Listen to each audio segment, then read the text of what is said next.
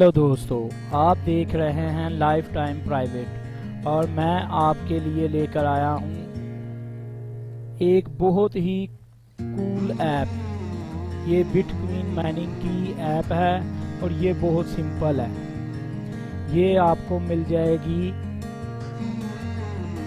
Microsoft के play store से। ये देखें, यहाँ आप आएँ और सबसे पहले लिखें बस ये आगे नीचे, ठीक है जी। इसे क्लिक करें। इसे क्लिक करने के बाद आपने इसे जैसे ये डाउनलोड हो जाएगी लॉन्च करना है। लॉन्च करेंगे तो सबसे पहले आना है आपने सेटिंग में। इधर आपने ऐड करना है वो वाला एड्रेस जो आपके बिटकॉइन वॉलेट का है। वो आपने सिंपली यहाँ पे पेस्ट कर देना है, ठीक है। फिर आपने सेटिंग्स में जाना है। सेटिंग्स में आप इसे कितनी पावर देना चाहते हैं वो सिलेक्ट कर लें।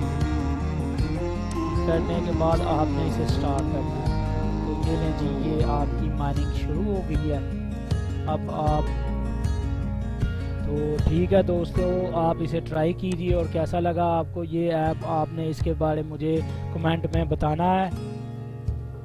अगर ये वीडियो आपको पसंद आई है तो आप इसे लाइक ज़रूर कीजिए, अपने दूसरे दोस्तों के साथ शेयर कीजिए। ओके, अपना ख्याल रखिए।